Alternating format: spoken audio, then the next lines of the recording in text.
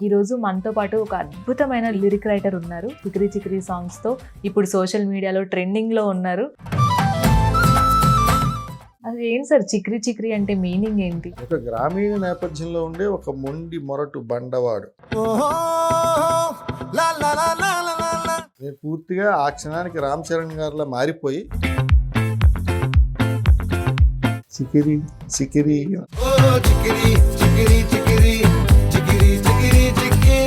ఓ సాతియా కూడా అసలు wonderful song. అందులో అసలు లైన్స్ అయితే ఆ సాహిత్యం నిజంగా చాలా బాగుంటది, భావం అంతా.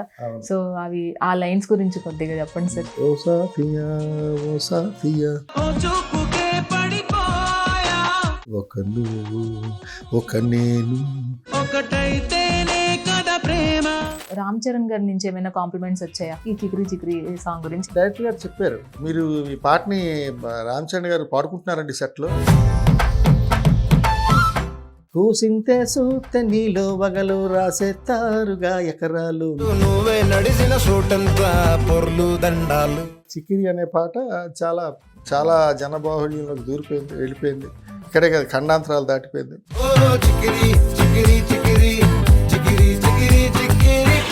Hi hello, welcome to mega 9 TV. నేను మీరాని.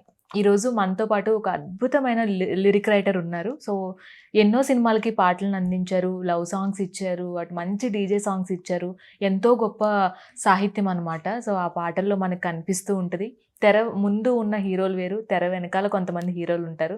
సో వాళ్ళలో ఒకరే మన రైటర్ బాలాజీ గారు. సో ఈరోజు ఆయనతో ఈ ఇంటర్వ్యూ చేయాలంటే ఆయన ఫుల్ ఫేమస్ అయిపోయారు ఇప్పుడు. సో దాని గురించి మాట్లాడాలా, ఇంతకుముందు సాహిత్యం గురించి మాట్లాడాలా, ఇవన్నీ కూడా అడిగి తెలుసుకుందాం. చిక్రీ చిక్రీ సాంగ్స్తో ఇప్పుడు సోషల్ మీడియాలో ట్రెండింగ్లో ఉన్నారు. మరి ఆ లిరిక్ రాయడానికి ఆయనకి థాట్స్ ఏంటి, ఆ పాటకి ఇన్పుట్స్ ఎలా వచ్చాయి, ఇవన్నీ కూడా అడిగి తెలుసుకుందాం. సార్ నమస్తే సార్. నమస్తే. సార్ ఇప్పుడు చిక్రీ చిక్రీ ఎక్కడ చూసినా సోషల్ మీడియా, యూట్యూబ్ అసలు 60 మిలియన్ దాటి వెళ్ళిపోయింది సాంగ్. సో ఎక్కడ పడింది సార్ బీజం? స్టార్టింగ్ బీజం అంటే పాట రాయడానికి పిలిచినప్పుడు పడుతుంది. మన డైరెక్టర్ బుచ్చిబాబు గారు ఆ పాట నేపథ్యంలో వాళ్ళు రైటర్స్ అనుకుంటారు కదా, నన్ను నాకు కాల్ చేశారు, నేను వెళ్ళడం జరిగింది. ఆ తర్వాత ట్యూన్ అప్పటికి ఇంకా రెహమాన్ గారు దానికి మ్యూజిక్. ట్యూన్ రాకముందు ఏవో కొన్ని వర్క్స్ చేశాను. ఆ తర్వాత ట్యూన్ వచ్చిన తర్వాత ఈ పాట మీద కూర్చొని రాశాను అనమాట. రాసిన తర్వాత ఆయనకి ఫస్ట్ వెర్షనే చాలా నచ్చింది. ఇంకక్కడి నుంచి కొన్నాళ్ళ పాటు ప్రయాణం చేసి పాటని, అంటే ఇది కొంచెం ఉత్తరాంధ్ర మాండలికంలో రాసిన పాట ఇది. అక్కడ నేపథ్యంలో జరిగే కథ అందరికి తెలిసింది కదా, మొత్తం అంతా బయటకు వచ్చింది. అలా ఆ ఉత్తరాంధ్ర మాండలికం నాది స్వతహాగా, నేను అటు వైజాగ్ వాడినే కాబట్టి నాకు అది కొంచెం ఐడియా ఉంది. దాన్ని బట్టి నేనైతే కరెక్ట్ అని ఒకవేళ అనుకుని పిలిచారేమో, దానికి ఏదో పాటకి న్యాయం చేశాను అనుకుంటాను. ఇప్పుడు బయటకు వచ్చింది, రిజల్ట్ మీరే చూసారు. అది బీజం. అది ఏంటి సార్ చిక్రీ చిక్రీ అంటే మీనింగ్ ఏంటి? ఆ చిక్రీ చిక్రీ అనేది ఊరికే ఒక సౌండింగ్ కోసం పెట్టుకున్నది. అది పర్టికులర్ మీనింగ్ అయితే ఏం లేదు, చెప్పడానికి లేదు. అంటే దాన్ని ఏదో రకరకాల మేమేదో ఓ మాట చెప్పేసి ఇప్పుడు దాన్ని దేనికైనా ఆపాదించవచ్చు. చిక్రీ అంటే ఓ తినే స్వీట్కి ఆపాదించాలి, లేదా ఒక అమ్మాయి చిక్రీ బాగుందిరా అనొచ్చు, ఏదైనా. ఇప్పుడు ఇంతకుముందు చికిత అని వచ్చింది. అంటే ఏదో దాంట్లో ఒక వేరే భాషలో ఏదైనా పదం అర్థం వెతికితే దొరకచ్చు, కానీ మనం అంత ఊహించకుండా పెట్టింది. ఒకవేళ ఉంటే ఉండొచ్చు కాక తెలియదు. బట్ మేమైతే సౌండింగ్ కోసం ఈ పాటని చికిరి పాటగా చేద్దామని పెట్టింది యాక్చువల్గా. దాంట్లో రెహమాన్ గారు కూడా మా చికిరి అన్నది మీరు పెట్టుకున్నారు కాబట్టి దీన్ని ఉంచేద్దాం అంటే దాన్ని రిజిస్టర్ అయ్యేటట్టు ఆయన మధ్యలో మార్పులు చేర్పులు చేసి చికిరి చికిరి ఓ 2-3 సార్లు వచ్చేటట్టు చేసి పాటని పల్లవిని తయారు చేశారు. మీకు అంటే పాట రాసేటప్పుడే చిక్రీ చిక్రీ అని ఉండాలని చెప్పారా? లేదు, మేము డిస్కషన్ లో అందరూ అనుకున్నాం. మా ఉత్సవ్ గారు, నేను అందరూ కూర్చొని ఇది చిక్రీ సాంగ్ అవుతుంది సార్ అని అనుకొని దాన్ని పెట్టేసి ఇంకా ఆ చిక్రీ వరకు ఉంచుకొని మిగతా పాట రాశాను అనమాట. ఈవెన్ ప్రమోషన్ అంటే సాంగ్ రిలీజ్ చేసే ముందు కూడా నేను ఇలా అనుకుంటున్నాను, కంపోజ్ చేయండి మీరు అని చెప్పడం జరిగింది. అదంతా మా డిస్కషన్ లో భాగమే. అంటే అన్ని అక్కడ చెప్పలేం కదా కెమెరా ముందు, ఏవో రకరకాలు జరుగుతాయి. నాకంటే టైం ఉంది కాబట్టి ఏదో చెప్పేస్తాను. ఓవరాల్ గా ఏది ఎలా వస్తే చిక్రీ అనే పాట చాలా చాలా జనబాహుళ్యంలోకి దూరిపోయింది, వెళ్ళిపోయింది. ఇక్కడే కదా ఖండాంతరాలు దాటిపోయింది. అది నాకు ఆనందం. ఇన్నేళ్ళకి సార్ ఎన్నేళ్ళు అయింది సార్ ఇండస్ట్రీకి వచ్చి? నేను వచ్చి 17 సంవత్సరాలు 17 సంవత్సరాలు 2007 ఎండింగ్ అనుకోండి, 8లో అప్పటి నుంచి వచ్చి ఉండడం జరిగింది. చాలా అద్భుతమైన పాటలు అందించారు. అసలు మొత్తం మీద ఎన్ని పాటలు రాశారు మా బాలాజీ గారు? 400 పైన రాసుంటాను. అంటే చిన్న చిన్నవి పెద్ద అన్ని కలుపుకొని కొన్ని నాకు పేరు తెచ్చినది ఫస్ట్ నాకు మీకు ఐడియా ఉండే ఉంటుంది. వారియటోలో ఉప్పెనంత ఈ ప్రేమకి అల్లు అర్జున్ గారికి మన సుకుమార్ గారి ప్రతి లవర్ కి ఆ ప్లేలిస్ట్ ఉంటది ఆ సాంగ్. అప్పుడు ఫస్ట్ నాకు ఒక విజిటింగ్ కార్డు, నాకు ఒక అడ్రస్, ఆ పాట. ఇంకా అక్కడి నుంచి పరంపర. అలా తర్వాత మిస్టర్ పర్ఫెక్ట్ రాశాను. అలా చాలా సినిమాలు. సుకుమార్ గారు అంటేనే చాలా ఇన్స్పిరేషనల్ పర్సన్ అందరికి, రైటర్స్ అందరికీ కూడా. సో ఆయన రైటింగ్స్ బాగుంటాయి అని సుకుమార్ గారు కావచ్చు, త్రివిక్రమ్ గారు కావచ్చు. సో సుకుమార్ గారికి ఫస్ట్ పాట రాసినప్పుడు మీకు ఎలా అనిపించింది సార్? అప్పుడు అంటే సుకుమార్ గారికి పాట రాస్తానని నేను ఊహించలేదు. ఎందుకంటే చాలా పెద్ద డైరెక్టర్ అప్పటికే ఆయన. నేను కొత్తగా వచ్చిన వాడిని. అప్పటికో 2.5 ఏళ్ళు తిరిగా ఆయన పాట కావాలి. ఎందుకంటే ముందు పరిచయం అయ్యి మన తోలేటి ప్రకాష్ గారని అతను పరిచయం చేస్తే ఇంకా అక్కడి నుంచి వెంటనే రాదు కదా. అలాగే తిరిగి 2009 ఎండింగ్లో ఈ ఉపరంత ప్రేమ పాట వచ్చింది, చూపించారు. అది నేను రాశాను. ఇంకా తర్వాత ఓ సాతియా కూడా అసలు వండర్ఫుల్ సాంగ్. అందులో అసలు లైన్స్ అయితే ఆ సాహిత్యం నిజంగా చాలా బాగుంటది, భావం అంతా. సో అవి ఆ లైన్స్ గురించి కొద్దిగా చెప్పండి సార్, షేర్ చేసుకోండి. ఆ పాట అది కూడా సిచ్యువేషన్, అమ్మాయిని ప్రేమిస్తూ ఉన్నప్పుడు ఊహే. అది కూడా మనసులో ఏమనుకుంటున్నాడు అనే భావాలు చెప్పడం. ప్రతిది నీ గురించి నేను ఇలా అనుకుంటున్నాను అని చెప్పడానికి నేను అది డైరెక్టర్ గారు కాంప్రమైజ్ అయినా నేను ఒప్పుకోకుండా నేను మంచి లైన్లు వచ్చే వరకు రాశాను ఆ పాట. చాలా నాకు ఆ ట్యూన్ కూడా చాలా ఇంట్రెస్టింగ్ ఉంది. మన దివంగత చక్రి గారు మ్యూజిక్ దానికి. సేమ్ ఉప్పెనంత ప్రేమకి ఎవరు పాడారో కేకే దానికి సింగర్. అలాగే ప్రతి లైను, అంటే మీరు పాట వినే ఉంటారు, చరణాలు చాలా బాగుంటాయి. ఓపెనింగ్ అందరికి తెలిసిందే. ఓ సాతియా ఓ చూపుకే పడిపోయా ఓ నా ప్రియా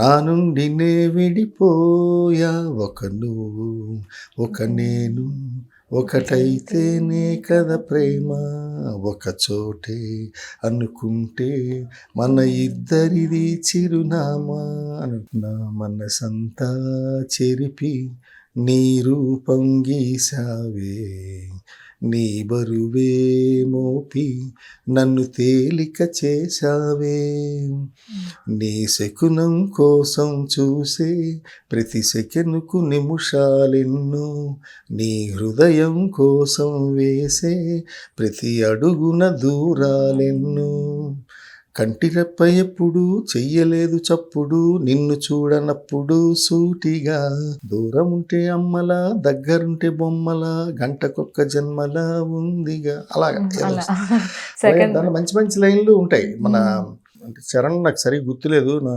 తనువంతా నువ్వై తలకిందులు అయ్యానే, జ్ఞాపకమే నువ్వై జీవితమే మరిచానే, నా గుండెల చప్పుడు కన్నా నీ అలికిడితో బ్రతికున్నా, నన్ను కాదని తెలిసిన సమయం నా ఊపిరికెందుకు ప్రాణం అని ఇలా.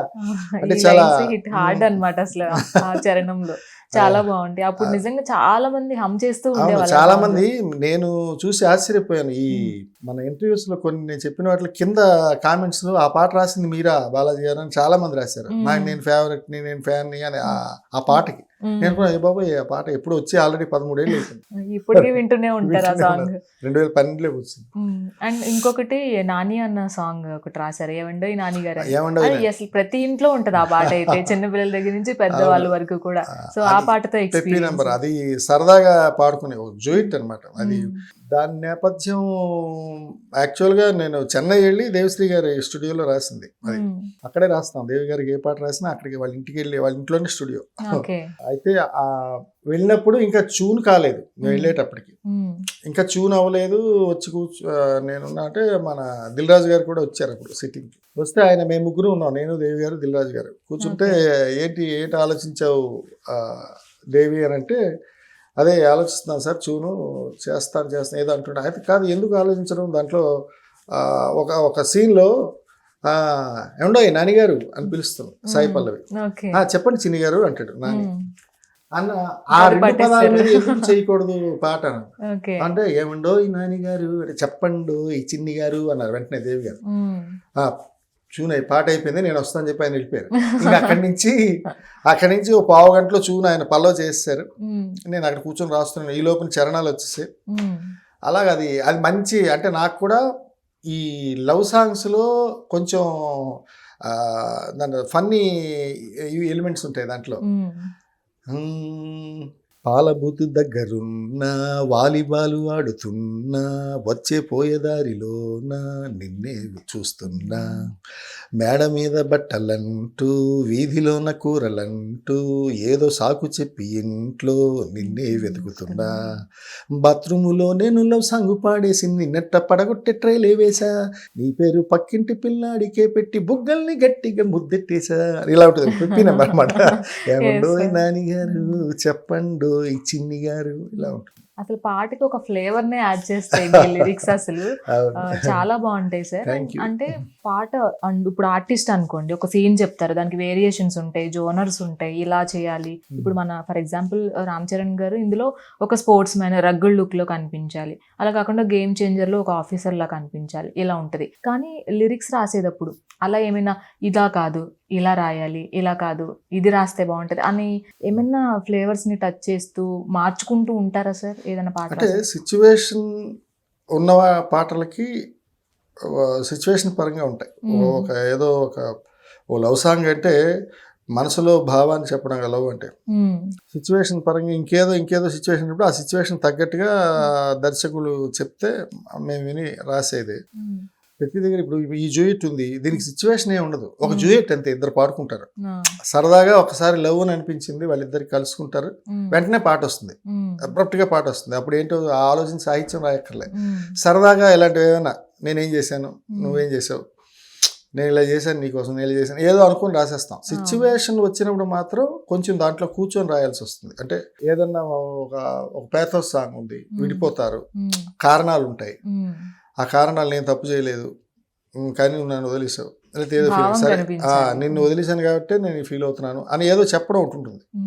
ఇది కావాలండి కంపల్సరీ దర్శకుడు అడిగినప్పుడు 100% మేము అదే వచ్చేటట్టుగా ఆ ట్యూన్లో ఆ తత్కారంలో మా మాటలు పెట్టి రాయాల్సి వస్తుంది.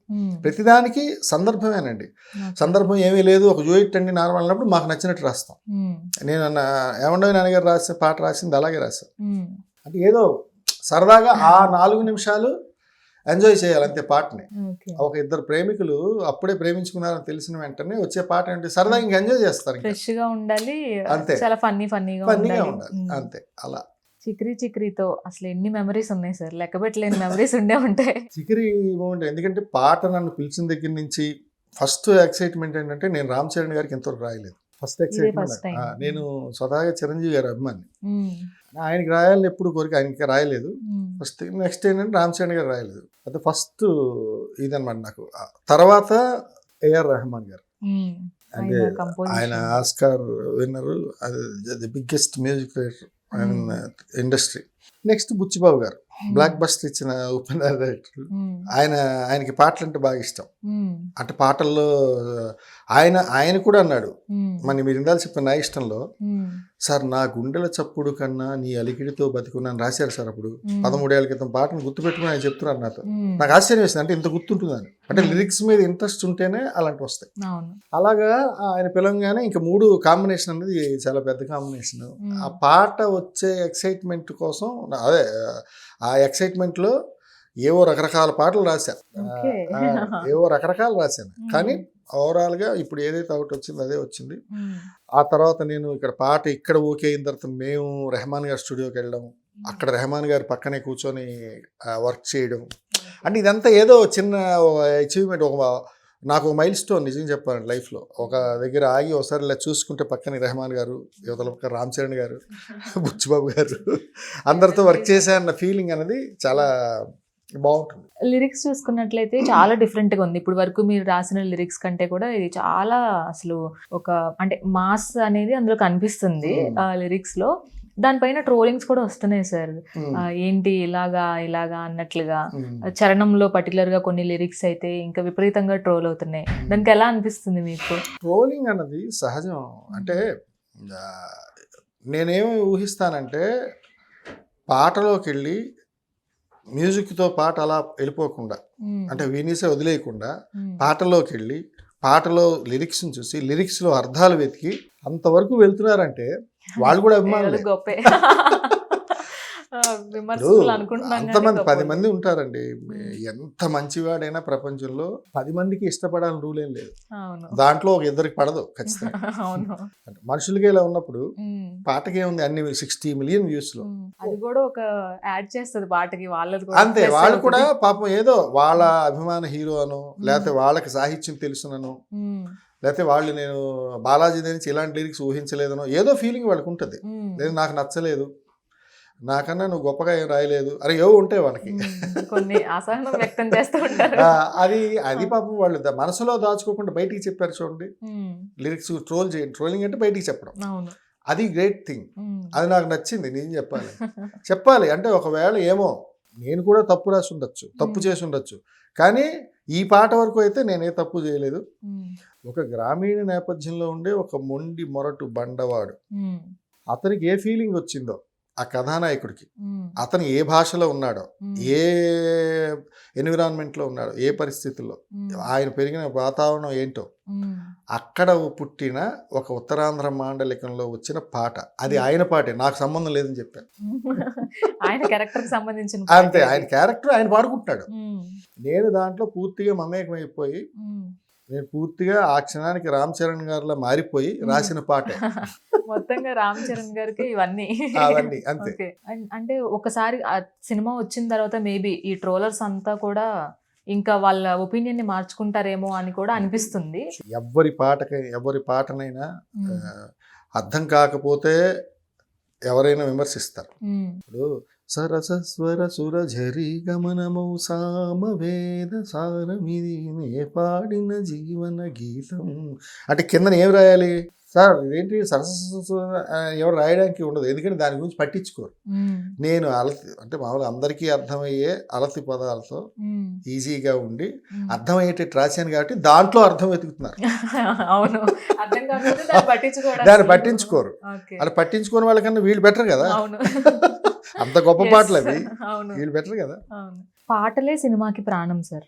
ఒకప్పుడు నేను చూసుకునే అద్భుతమైన మెలోడీస్ అప్పట్లో చాలా, మీరు రాసే టైంలో కూడా ఎంతో గొప్ప మెలోడీస్ వచ్చాయి, సాడ్ సాంగ్స్ వచ్చాయి, మంచి ఊపున్న పాటలు వచ్చాయి. కానీ ఇప్పుడు అవి తగ్గిపోతున్నాయి అని కూడా కొంతమంది వ్యక్తం చేస్తున్నారు. మరి దానికి మీరు ఏమంటారు సార్? లేదు, మెలోడీస్ ఎప్పుడు పాట కంపల్సరీగా మెలోడీ, ప్రతి పాటలోని మెలోడీ ఉంటుంది. ఈవెన్ దీంట్లో కూడా మెలోడీ ఉంది పాటలో. అంటే ప్రతి పాటలో ఒక అందమైన ముక్కవో అందాలు ఒళ్ళంతా వంగిలు నీ వత్తే తాగిందా తాటి కళ్ళు, అదంతా మెలోడీనే. మాసులా అని వినిపిస్తుంది మనకి, కాబట్టి అలా అనిపిస్తుంది. కానీ అందులో చాలా భావం ఉంటుంది. అంటే భావం ఉంటుంది. అట్ ద సేమ్ టైం మీకు వినడానికి ఇంపుగా ఉన్నదంతా మెలోడీనే అండి. పాట అన్నది అది మాస్ బీటా లేకపోతే పేద సాంగ్, ప్రతి దాంట్లో ఒక చిన్న మెలోడీ కనిపిస్తుంది. అంటే హృదయంగా చెవులకి ఇంపుగా వినిపించేది అయితేనే ఎవరైనా వింటారు. అలాగే మేము లవ్ సాంగ్స్ చాలా వస్తున్నాయి వెళ్తున్నాయి, అదేమీ లేదు ఎప్పుడు. కాకపోతే వెన్ సినిమా డిమాండ్స్, అంటే ఎప్పుడైతే సినిమా డిమాండ్ చేస్తుందో నాకు ఈ పాట కావాలి, అప్పుడు ఖచ్చితంగా పెట్టుకున్నాం, తప్పదు కదా. ఓ ప్రేమ పాట వచ్చినప్పుడు ప్రేమ పాటే రాయాలి, అక్కడ ఐటమ్ సాంగ్ పాడరు కదా. అక్కడ కంపల్సరీగా ప్రేమ పాటే పాడాలి. అది ఎంత పెద్ద హీరో అయినా ప్రేమ పాటే పాడాలి. కాబట్టి ప్రేమ పాట ఖచ్చితంగా సిచ్యువేషన్ ఉంటుంది కదా. అలా అంటే కాకపోతే ప్రేమ సినిమాలు తగ్గి, సిచ్యువేషన్ తగ్గి, ఒకవేళ ఏమైనా 5 వస్తాయి, ఎప్పుడో ఇంతకుముందు 10 వచ్చేవి, ఇప్పుడు ఒక 5 వస్తాయి, ఎప్పుడు లేకపోలేదు. మోహిత్ చౌహాన్ గారు పాడారు ఈ సాంగ్. సింగర్ చూసింగ్ ఎవరిది సార్? మన డైరెక్టర్ గారు, రెహమాన్ గారు. అంటే ఆయన చేత పాడించాలి. ఏవో ఆ సింగర్స్ విషయం వరకు నేను పాట రాసి వచ్చిన తర్వాత మనం వెళ్ళం కదా ఎక్కువ ఆఫీస్కి, అక్కడ ఏం జరిగిందో అన్నది నాకు అంత కరెక్ట్ ఐడియా లేదు. కానీ బట్ మోహిత్ చౌహాన్ గారు పాడిన తర్వాత ఈయన వాయిస్ బాగానే ఉంది, ఇంకొంచెం మళ్ళీ ఎక్కడ అక్షర దోషాలు లేకుండా 1-2 సార్లు పాడించుకుంటే బాగుంటుంది అన్నది కన్క్లూజన్ అయితే నేను విన్నాను. అయితే సరైన అదే వచ్చింది అవుట్. అది బయటకు వచ్చింది. ఇంకా సింగర్ వేరే వాళ్ళని తీసుకుంటే బాగుండేదని కొంతమంది అభిప్రాయం వ్యక్తం చేస్తున్నారు. మీకు కూడా అనిపించిందా సార్ అంటే నాకు ఒకవేళ పాట నేను అందరికన్నా అంటే మీ అందరికన్నా ముందు నేను వింటాను కదా. అవును. ఎవరైనా వేరే వాళ్ళతో వెళ్దాం అనుకున్నప్పుడు వేరే వాళ్ళతో వెళ్దామా అన్న ఒక చిన్న డిస్కషన్ కూడా జరిగింది. ఆ చర్చలో భాగంగా మళ్ళీ ఏఆర్ రెహమాన్ గారు నేను ఆయన చేత మీకు చాలా బాగుంది అని వినిపించేలా పాడిస్తాను అని చెప్పి ఈయనకి మన డైరెక్టర్ గారికి చెప్పడం, మళ్ళీ ఆయన పాడడం, పాడిన తర్వాత మళ్ళీ అందరికి నచ్చడం, ఇలా జరిగింది అనడం అన్నమాట. కాబట్టి అది ఎందుకంటే చూసారు ఇప్పుడు ఆయన మోహిత్ చౌహాన్ గారి వాయిస్ అలాగా అమృతం పోసినట్టు ఉంటుంది. వాయిస్ అయితే చాలా బాగుంది. కాకపోతే మన తెలుగు వాడైతే ఇంకొంచెం దానికి మీరు రాసిన ఆ భావం కానీ ఆ మసాలా కానీ ఆ రగ్డ్నెస్ కానీ ఇంకా బాగా పలికే వాళ్ళు పదాలు అనిపించింది. అంటే ఇప్పుడు మ్యూజిక్ డైరెక్టర్ గారికి ఒక చాయిస్ ఉంటుందండి. ఆయన అంటే ఆయన చిన్న ఆయనేం కాదు కదా, ఇప్పుడు మా అందరికన్నా సీనియర్ పెద్ద ఆయన. దట్టు ఆయన ఏ పాటకి ఏ వాయిస్ కల్చర్ బాగుంటుంది అన్నది మనందరికన్నా ఆయనకి బాగా తెలుస్తుంది. అది నిజమే. మీకు ఇదో నేను పాడి వినిపిస్తాను మీకు ఎందుకు ఆయన చెప్పినప్పుడు మనం దాన్ని మనం ఖండించలేము ఖచ్చితంగా. రియల్ గానే ఆయన చెప్పిన తర్వాత పాట వచ్చిన తర్వాత మాకు భలే ఉంది పాట. ఇంకెవరైనా వచ్చారా సార్ మీ ఊహల్లోకి ఇంకా వీళ్ళు పాడుంటే బాగుండేది? నేను ఆలోచించలే, ఎందుకంటే ఈ పాటే ఇంత మత్తుగా ఉంది, ఇది బయటికి రావడానికి కావాలా దాంట్లోంచి. అంటే నేను రాశాను కాబట్టి వెంటనే నాకు అర్థమైపోతుంది. ఎక్కడెక్కడో అక్కడక్కడ ఓ చిన్న ఎక్కడో దగ్గర దొల్లొచ్చు, కానీ స్పష్టంగా అర్థమైనట్టు పాడారు ఆయన. కొన్ని అంటే తెలుగు వాళ్ళ చేతి పాడిస్తే మంచిది అని అనుకోవడంలో వచ్చిన భాగంగా మిగతా కామెంట్లు వచ్చి ఉంటాయి. కానీ పాట వింటే ఎవరైనా ఇప్పుడు దాంట్లో 60 మిలియన్ వ్యూస్లో నాకు తెలిసి 30K కామెంట్స్ ఉన్నాయి, అంటే 30,000 మంది. దాంట్లో అందరూ 29,950 అందరికీ అద్భుతంగా అని రాస్తూనే ఉన్నారు. ఎవరైనా సంగీత ప్రియులు లేకపోతే ఎవరైనా బాగా పాటను బాగా ఆస్వాదించేవాళ్ళు దాన్ని లేదు ప్రేమించేవాళ్ళు వాళ్ళకి అనిపించవచ్చు ఫలానా వాళ్ళు పాడితే బాగున్నాను, ఏమో బాగుంటుందో వాళ్ళు అనుకున్న దానికి మన రామ్ చరణ్ గారి గొంతుకి సూట్ అవ్వాలి, మళ్ళీ విన్నప్పుడు మనకు కూడా మనకు హాయిగా అనిపించాలి. బోల్డ్ ఇవి ఉంటాయండి దాంట్లో. ఓకే, ఈ చిక్రీ చిక్రీ లైన్స్ లో చిక్రీ చిక్రీ అనేది అందరూ చిన్నపిల్లల నుంచి పెద్దవాళ్ళ వరకు ఆ వర్డ్స్ పలుకుతున్నారు. ఇంకా అంతమించి చరణంలో గానీ పల్లవిలో ఇలా వెళ్తే మీ ఫేవరెట్ లైన్స్ ఏంటి సార్? చరణం బాగా అనిపిస్తుంది. ఆ ముక్కుపై పెట్టి కోపం తొక్కేశావే ముక్కే రందం చింతాకుల ఉందే పాదం సిర్రాకులే నడిచేవాటం ఏ బుక్కావో అందాలు ఒళ్ళంతా వంకీలు నీ మత్తే తాగిందా తాటి కళ్ళు కూసింతే సూత్తె నీలో వగలు రాసేస్తారుగా ఎకరాలు నువ్వే నడిసిన చోటంతా పొర్లు దండాలు సికిరి సికిరి. ఆ చరణం బాగా ఇష్టం. అంటే అదే పాటలో ఎక్కడ అతని ఫీలింగ్ని ఎక్కడ మిస్ అవ్వకుండా అతను ఏమనుకుంటున్నాడు అదే కాన్సెప్ట్ని కరెక్ట్గా కూర్చోబెట్టే అన్న సంతృప్తి నాకు ఉంది. అంటే మన డైరెక్టర్ గారు ఏం చెప్పారో దట్టు మన ఏఆర్ రెహమాన్ గారు ఇచ్చే తత్కారం అంటే ట్యూన్, ఆ ట్యూన్లో అక్షరాలని అలాగా పొదిగినట్టు పెట్టడం అది ఒక ఆనందం. అంటే ఒక్కోసారి ఒక్కో పాట కుదిరితే అన్నీ ఎలా అనుకోకుండా అలా కుదిరిన పాట. పెద్దలో ఇంకా ఈ ఒక్క సాంగ్ అయినా సార్ ఇంకేమైనా రీచ్ అయ్యారా? ఒక పాటకి రీచ్ అయ్యారు. రామ్ చరణ్ గారి నుంచి ఏమైనా కాంప్లిమెంట్స్ వచ్చాయా? అంటే రామ్ చరణ్ గారికి 1-to-1 నేను కలవలేదు, అండ్ మాకు ఎప్పుడు అంటే కథానాయకులతో ఎప్పుడు కలవడం ఉండదు. మేము ఎంతసేపు డైరెక్టర్ గారితో ఇంటరాక్షన్ ఉంటుంది. ఆ చర్చల్లో ఎప్పుడైనా షూట్కో 2-3 సార్లు వెళ్ళా. ఆ టైంలో హీరో గారిని వాళ్ళు ఏదో చాలా బిజీ స్కెడ్యూల్లో ఉంటారు, నెక్స్ట్ షూట్ మూడ్లో ఉంటారు, వాళ్ళు ఏ క్యారెక్టర్లో ఉంటారో ఆ మూడ్, అప్పుడు వెళ్ళి మనం డిస్టర్బ్ చేయడం బాగోదు. కాకపోతే ఏంటంటే డైరెక్టర్ గారు చెప్పారు, మీరు ఈ పాటని రామ్ చరణ్ గారు పాడుకుంటున్నారండి సెట్లో, చాలా ఇష్టపడ్డారు మీ పాటని, అంటే హమ్ చేసుకుంటున్నారు. ఆయన కూడా హమ్ చేస్తున్నారు, చరణ్ గారు కూడా హమ్ చేస్తున్నారు. అదొక ఆనందం సరదాగా. అంటే సాధారణంగా ఎవరికి రైటర్స్కి వెంటనే కథానాయకులతో అదే హీరోస్తో సాధారణంగా ఉండదు, ఎవరు చెప్పరు. ఎక్కడో వేదిక మీద సందర్భం వస్తే ఒకవేళ పాట బాగా రాశారు అని అంటారు. రామచంద్ర గారు అయితే పాజిటివ్ ఆయన చెప్పారు, ఓకే. మిమ్మల్ని చాలా అప్రిషియేట్ చేశారండి హీరో గారు. అంటే సెట్స్ కి అప్పుడప్పుడు వెళ్తూ ఉండేవాళ్ళు కదా మీరు? నేను 2-3 సార్లు వెళ్ళి, అంటే ఎక్కువ సార్లు కూడా మనకి ఇక్కడ లోకల్ గా జరిగినప్పుడు.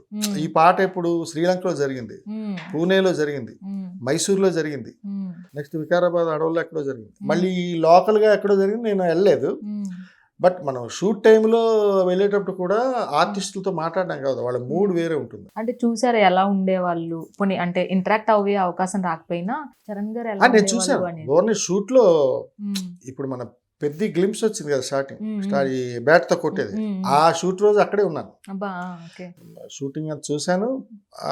సరే, ఇంకా చాలా మంచి ఎండగా ఉంది ఆ రోజు, అంటే చాలా తొందరగా చేయడం, లోపలికి వెళ్ళడం, అలా షార్ట్ అయిపోగానే వెంటనే క్యారవాన్ లోకి వెళ్ళిపోవడం, ఇలాంటివన్నీ ఉంటాయి కదా. ఎలా ఉంటారు అసలు చరణ్ గారు? అసలు ఆయన చాలా కూల్.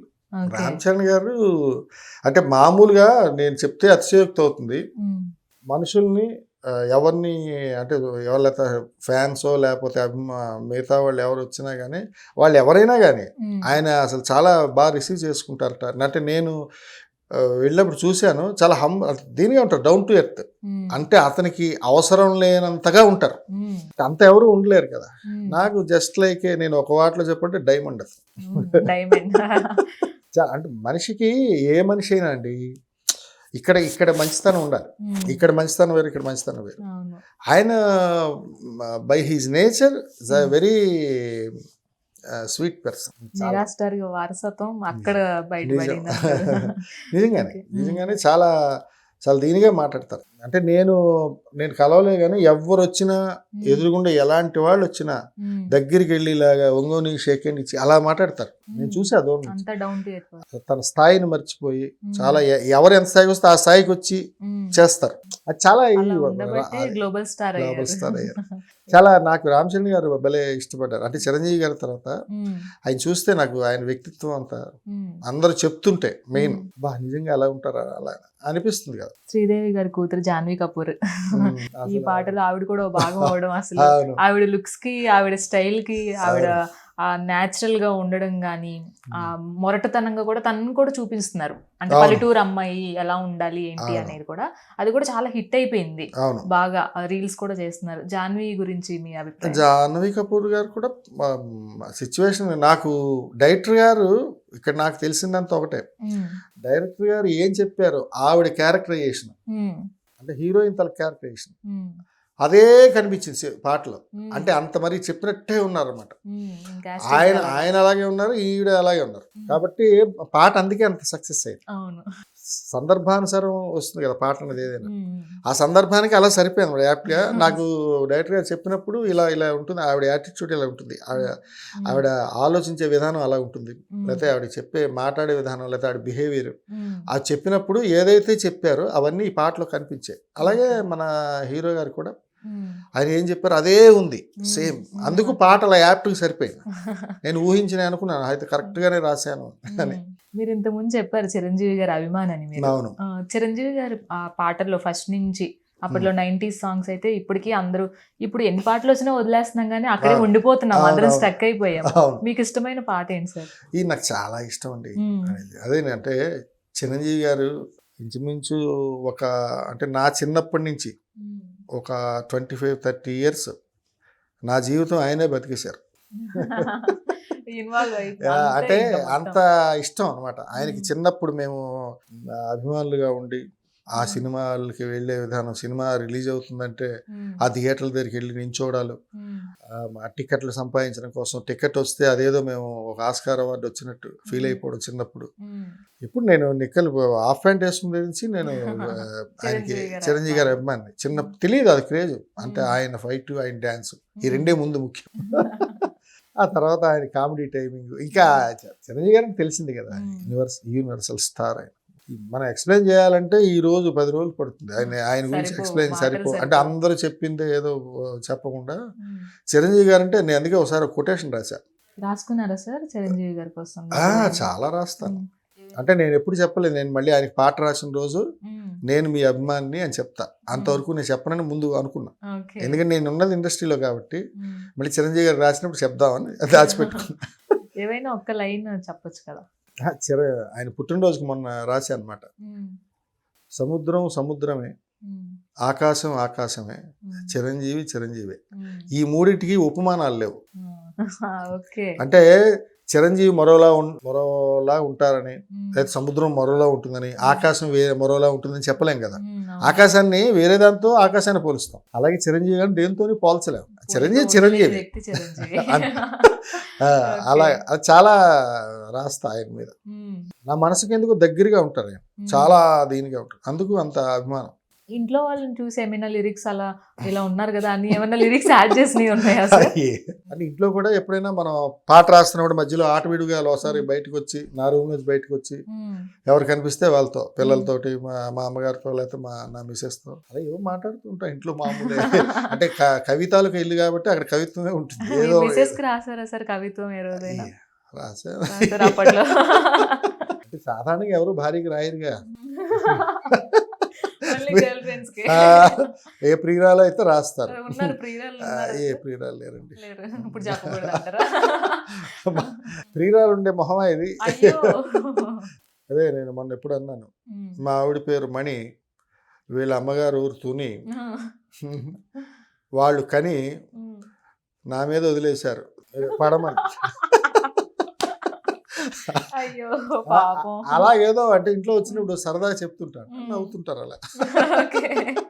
అంటే ఇలాంటివన్నీ ఆసువుగా వచ్చే ఉంటాయి కవిత్వాలు, సరదాగా చెప్పుకోండి. కానీ పాట అన్నది అతి క్లిష్టమైంది, కష్టమైంది. నిజంగా పాట రాయడం కష్టమైంది. అంటే అది ఎవరు చెప్పినా చెప్పకపోయినా దీంట్లో చెప్పడానికి నా మొహమాటం లేదు. ఎందుకంటే ఆ బాధలు ఏం పడతావో మాకే తెలుస్తాయి. చిక్రీ చిక్రీ పాట అసలు ఎన్ని రోజులు పట్టింది సార్ రాయడానికి? చిక్రీ ఎర్లీగానే అయింది. కాకపోతే ఏంటంటే పాట మీద మేము ఎక్కువ లైన్స్ గట్రా రాశాను చరణాల్లో. ఇదైతే బాగుంటుంది, ఇదైతే బాగుంటుంది, ఇదైతే బాగుంటుంది, సరదాగా. అంటే టైం ఉంది అప్పటికి, మనం ఇంకా షూట్కి టైం ఉందని చెప్పి ఆయన డైరెక్టర్ గారు, సార్ బాలగారు వచ్చేస్తుండండి, సరదాగా ఏమైనా మంచి లైన్లు వస్తే వచ్చేయండి, ఆఫీస్కి రండి, లేకపోతే సెట్ దగ్గర రండి, సరదా మాట్లాడుకుందాం, డిస్కస్ చేద్దాం. అంటే అదే కదా, పాట ఏమన్నా చాలా బాగా వచ్చి హిట్ అయిన తర్వాత ఎండ్ ఆఫ్ ద డే పేరు వచ్చేది నాకే, లిరిసిస్ట్గా వస్తుంది కదా. అందుకోసం ఇంకా అందులో రామ్ చరణ్ గారు హీరో, ఇంకా మన రేఆర్ రెహమాన్ గారు, ఈ పాట ఎట్టి పరిస్థితుల్లో మిస్ అవ్వకూడదు, దీన్ని మనం 100% ఇరగదీసి పక్కన పెట్టాలా అని ఇలా అనుకున్నా. అలాగే వచ్చింది. డైరెక్టర్స్ కొంతమంది, అంటే ఇప్పుడు మీకు లిరిక్ రైటర్గా కొంతమంది డైరెక్టర్స్ ఇష్టమైన వాళ్ళు ఉంటారు, ఆర్టిస్టులు ఉంటారు. ఇప్పుడు మీరు చెప్పినట్లుగా చిరంజీవి గారు మీరు ఆయనకి అభిమాని. అలాగే మ్యూజిక్ డైరెక్టర్స్ కావచ్చు, ఎవరు ఇష్టం సార్ ఎక్కువ బాగా? అందరు మ్యూజిక్ డైరెక్టర్లు రాయాలి, అందరూ మ్యూజిక్ డైరెక్టర్లు ఇష్టమే. మ్యూజిక్ డైరెక్టర్ అంటేనే సంగీతాన్ని వాళ్ళు పుట్టిస్తారు. నేను చెప్పాలి, పాటను పుట్టించేవాళ్ళు కదా. ఆ స్వరం బాగుంటేనే పదం బాగుంటుంది, అద్భుతంగా పాట బయటకు వెళ్ళాక బాగుంటుంది. అందరు మ్యూజిక్ డైరెక్టర్లకి రాయాలి, అందరు హీరోలకి రాయాలి, అది నా కాన్సెప్ట్. బాలు గారికి ఎప్పుడైనా రాసే అవకాశం వచ్చిందా సార్? ఎవరికి? బాలసుబ్రహ్మణ్యం గారికి అదొక్కటే నేను ఎప్పుడు దురదృష్టం ఫీల్ అవుతా. ఆయనకి నేను అంటే వెళ్ళి ఆయన పక్కన కూర్చున్నాను గెస్ట్ గా, పాడుతా తీయగల. కానీ ఆయనకి నేను రాసిన పాట ఆయన పాడలా. ఆయన కూడా అది అన్నారు, ఈయన ఎవరో నాకు తెలియదండి, ఈయన పాట నేను ఎప్పుడు రాయలేదన్నారు, పాడలేదన్నారు. ఆయన పక్కన కూర్చున్నాడు సరదాగా, అదొక్కటి వెళ్తుండిపోతుంది. అయితే నేను ఆయన పక్కన కూర్చున్న పాపం 2 ఏళ్ళకే వెళ్ళిపోయారు. అసలు ఉంటే ఏమైనా పాడేవారేమో అని రాసి ఉండేవాడిని. చరణ్ గారు ఏమన్నా రీప్లేస్ చేయొచ్చు అంటారా? ఎస్పి చరణ్ గారు ఆయనకి రాశాను ఆల్రెడీ, ఆయన పాడారు నా పాట. ఈ మధ్య రీసెంట్ గా ఒక సినిమా ఏదో పేరు మర్చిపోయాను, ఇంకా రిలీజ్ అవ్వలేదు, ఆయన పాడారు. పెద్ది ముందు ఒకటి, పెద్ది తర్వాత ఒకలా ఉండబోతుంది ఇంకా బాలాజీ గారికి. చూడాలి భగవంతుడి. రీచ్ అయ్యారు సార్ ఎవరైనా తర్వాత ఈ సాంగ్ బయటకు వచ్చిన తర్వాత? ఈ సాంగ్ రీచ్ అయింది అంటే ప్రస్తుతానికి పాట బాగుందని ప్రశంసలు అయితే అందరి దగ్గర నుంచి వచ్చింది. అందరూ చాలా మంది మెసేజ్లు పెట్టారు, కాల్ చేశారు. ఆ ఒక్కరోజే రిలీజ్ అయిన ఒక్కరోజే నేను 100 కాల్స్ మాట్లాడుంటా, గొంతు నొప్పి వచ్చే వరకు. అంటే అన్ని ఫోన్స్, ఇంకా ఫోన్ హ్యాంగ్ అయిపోయి, ఫోన్ స్విచ్ ఆఫ్ అయిపోయి, అలా మాట పెట్టుకొని ఛార్జింగ్ పెట్టుకుని ఇలా అంత ఇదైంది. ఆ తర్వాత 2వ రోజు నుంచి నెమ్మది ఒక్కళ్ళు చెప్పుకొస్తున్నారు. కాకపోతే పాటలు ఇప్పుడు ప్రస్తుతానికి ఈ పాట రిలీజ్ అవగానే షూట్ అవుతూ పాటలు రెడీగా ఉన్న సినిమాలు కూడా ఉండాలి కదా మనకి రావాలంటే. ఆ సందర్భం ఉండి ట్యూన్ వాళ్ళ దగ్గర రెడీగా ఉండి, అంతే కదా, డైరెక్ట్గా రెడీగా ఉంటే బాలాజీ గారు పిలుద్దాం అనుకుని ఉండొచ్చేమో కానీ మేబీ ఇంకా టైం ఉంది నాకు తెలుసు. ఈవెన్ స్టెప్స్ కూడా బ్రహ్మానందం గారిని ట్యాగ్ చేస్తూ ఫన్నీగా చేస్తున్నారు. సో అది చూసారా సార్ మీమ్స్ అవన్నీ? నాకు నచ్చాయి నిజం. ఫాస్ట్ గా బ్రహ్మానందం గారు చేస్తున్నారు అంటే ఈ పాటని ఎన్ని కోణాల్లో చూడాలనుకుంటున్నారో అందరి ఆసక్తిని చూస్తే ఆశ్చర్యం వేసింది. బ్రహ్మానందంలో కూడా చూడాలనుకుంటున్నారు ఈ పాటని. అంటే అలా పెడితే ఎలా ఉంటుందో అని అతను ఊహ, ఎవరో పెట్టారో వాళ్ళు. అలా దీంట్లో నెగిటివ్ ఎప్పుడు తీసుకోవద్దండి. తిట్టినవాడు కూడా మన గురించి ఆలోచించాడంటే మన సమయం, మన కోసం వాడి సమయం వెచ్చించాడు కదా. వాడి జీవితంలో మనం బతికేసాం 5 నిమిషాలు, అంతే కదా. ఎదుటివాడు మన గురించి ఆలోచించాడు అనుకోండి, అంటే అతని పనులన్నీ వదిలేసుకొని ఆయన జీవితాన్ని మర్చిపోయి మన గురించి 5 నిమిషాలు మాట్లాడాడంటే మనం ఎంత గ్రేట్. మీసాల పిల్ల చిక్రీ చిక్రీ పోటాపోటీగా ట్రెండ్ అవుతున్నాయి సోషల్ మీడియాలో. సో మీ అభిప్రాయం ఏంటి సార్? తండ్రి కొడుకులకి పోటీ పెట్టేశారు.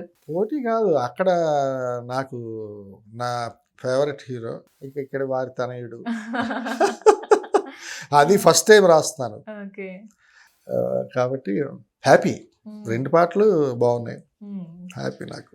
చిక్రీ చిక్రీ అనుభవం చాలా పంచుకున్నారు. ఏఆర్ రెహమాన్ గారితో అవకాశం వచ్చింది. బుచ్చిబాబు గారి ఐడియాలజీ మీలో చూసుకొని ఆ పాటనిచ్చారు. మీ ఫ్యాన్స్ కి, గ్లోబల్ స్టార్ ఫ్యాన్స్ కి, ఏఆర్ రెహమాన్ గారి ఫ్యాన్స్ కి ఒక మాట చెప్పాలి అంటే పెద్ది సినిమా గురించి, ఈ చిక్రీ చిక్రీ సాంగ్ గురించి ఏం చెప్తారు? పెద్ది సినిమా గురించి అంటే నేనే మొదటిసారి రాశాను, ఫస్ట్ థింగ్. 2 పాట రీచ్ అయితే అద్భుతం. అంటే ఇంతకుముందు చెప్పిన మాటే, ఉత్తరాంధ్ర మాండలికం అని అంటే అక్కడ వైజాగ్, విజయనగరం, శ్రీకాకుళం ఆ 3 జిల్లాలు పాట ఒకవేళ వింటారు, అక్కడ హిట్ అవుతుందేమో. ఎందుకంటే అక్కడ కొన్ని పదాలు అక్కడ అర్థం అవుతాయి, అంతవరకు ఉంటుందేమో. మన తెలుగు వాళ్ళు కొద్దిగా వింటే అర్థం చేసుకొని, నానుడిలో ఉండే పదాలే అంటే అందరూ మాట్లాడే పదాలే, కొంచెం భాష మాండలికం వేరే ఉంటుంది, అర్థం అవుతుంది అయినప్పటికీ. అలా అనుకున్నా. ఒక ప్రాంతం వరకు అది హిట్ అవుతుందేమో, సక్సెస్ అవుతుందేమో. కట్ చేస్తే 2 తెలుగు రాష్ట్రాలు, ప్రవాసాంధ్రులు, అంటే ఖండాంతరాలు దాటిపోయి 13 దేశాల్లో స్ట్రీమింగ్ ఉంది ఫస్ట్ డే నాడు. అంటే అన్ని దేశాల్లో పాట వింటున్నారు. మోర్ ఓవర్ వీటన్నిటికన్నా ఎక్కడైనా మేము చేసిన రీల్ చేసిన, ఏ స్టోరీలో పెట్టుకున్న, ఫీడ్లో పెట్టుకున్న తెలుగు పాటనే చేశారు ఎక్కువ. నాకు అది సంతోషం. కాబట్టి నేను వాళ్ళకి ఏం చెప్పేది ఏం లేదు, ఎందుకంటే వాళ్ళే నాకు చెప్పారు నువ్వు బాగా రాసావని. ఫస్ట్ థింగ్ ఏంటంటే నువ్వు గెలిచావు అబ్బాయి, నువ్వు బాగా రాసావు పాట అని వాళ్ళు నాకు చెప్పేశారు. వాళ్ళందరికీ థ్యాంక్స్ చెప్పడం తప్పించి నేనేమి చేయలేను. ఇంకా వినండి, ఆశీర్వదించండి. ఎందుకంటే ఇలాంటి పాటలు వచ్చినప్పుడు 4 చప్పట్లు వస్తాయని నేను ఆశిస్తాను. ఆ చప్పట్లు కొట్టారు అందరూ, అది చాలా గట్టిగా కొట్టారు. ఇక్కడ ఏది ఖండాలు అక్కడి నుంచి కొడితే ఇక్కడ వినిపించారు, మరో దేశం యూరోప్ ఖండంలో కొడితే ఇక్కడ వినిపించేటట్టు కొట్టారు. కాబట్టి వాళ్ళకి నేను చెప్పేది ఉంది, వాళ్ళే నన్ను ఆశీర్వదించారు. అండ్ నేను చెప్పేది ఏంటంటే మీకోసం ఇప్పుడు ఈ పాట వచ్చిన తర్వాత నాకు బాధ్యత వచ్చింది. అంటే ఇంతకన్నా గొప్ప పాట రాయాలి అన్నదే ఒక బాధ్యత వస్తుంది. ఇవాళతో అయిపోయేది కాదు కదా, ఇంకెన్నో సంవత్సరాలు రాయాల్సి ఉంది. మంచి పాటలు, ఇంకా గొప్ప పాటలు రాస్తాను, నేను మీకు మాట ఇస్తాను. ఒక 2 పాటలు మా కోసం, మీ ఫేవరెట్ మీరు రాసిన పాటల్లో హమ్ చేయొచ్చు కదా? నేను రాసిన పాటలు చాలా ఉన్నాయండి. అది సిటీమార్ ఒకటి రాశా, Allu Arjun. Next Mister Perfect లో పాట ఉంటుంది, డోలు డోలు డోలు బాజే సంబరాలు షాదీ రోజే అని, అదో పాట ఉంటుంది. అలాగే బంగారు రాజులో పాట రాశా, నాకు సమ్మరావా నువ్వు లేక నన్నే మార్చేసావా నువ్వు అని ఒక పాట. అలాగే సోకాడి చిన్న వినే ఉంటారు, దాంట్లో మెలోడీ ఒకటి ఉంటుంది. నీ నవ్వే హాయిగా ఉంది, ఊసే కొత్తగా ఉంది, ఇన్ని నాళ్ళు ఇంత మాయ ఏమైపోయింది, ఏంటండి సారు మీరేనా మీరు, ఈ ప్రేమలో మహముద్దుగున్నారు అని. అది నాకు నాగార్జున గారు అప్రిషియేట్ చేసిన పాట, వేదిక మీద చెప్పారు బాగా రాసావు బాలాజీ అని. నెక్స్ట్ నేను మీటర్ అనే సినిమా వచ్చింది, అతని కిరణ బోరంది. దాంట్లో ఒక పాట బాగుంటుంది ఆ పాట. అంటే ఒక చిన్న, ఇప్పుడు ఇందులో ఏమండోయి నాని గారు లాంటి పాటే. దాంట్లో చెమ్మక్కు చెమ్మక్కు పోరి నీ నడుము ఎడారి అని ఒక పాట. అందాగత్తే ఎవరంటే చూపించారే మీ రోడ్డు, అందాకొచ్చి చూద్దామంటే బయటున్నాడే మీ డాడీ. అలాగా ఆ పాట నాకు ఈ మధ్యకాలంలో కొంచెం సరదా పెప్పినామన్నమాట.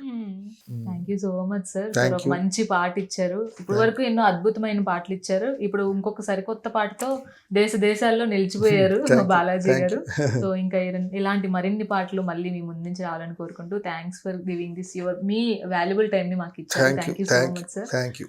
Thank you very much. చూసారు కదా మన global star Ram Charan range ఏ విధంగా ఉందో మన అందరికీ తెలుసు. మరి పెద్దితో మరొక్కసారి ఇంటర్నేషనల్ గా అలాగే తన హవాని చూపించుకోవడానికి మన గ్లోబల్ స్టార్ రెడీ అయిపోయారు. దానికి ఊతం ఇచ్చేలాగా ఇప్పుడు ఒక చిక్రీ చిక్రీ పాటని మన ముందు తీసుకొచ్చారు. పాట అనుకున్నట్లుగానే 60 మిలియన్ క్రాస్ అయిపోయింది. సో ఇటువంటి మంచి పాటని మనకు అందించిన బాలాజీ గారితో ఈ ఇంటర్వ్యూ మీకు నచ్చిందని అనుకుంటున్నాను. ఇలాంటి మరిన్ని ఇంటర్వ్యూస్ కోసం కీప్ వాచింగ్ మెగా 9 టీవీ.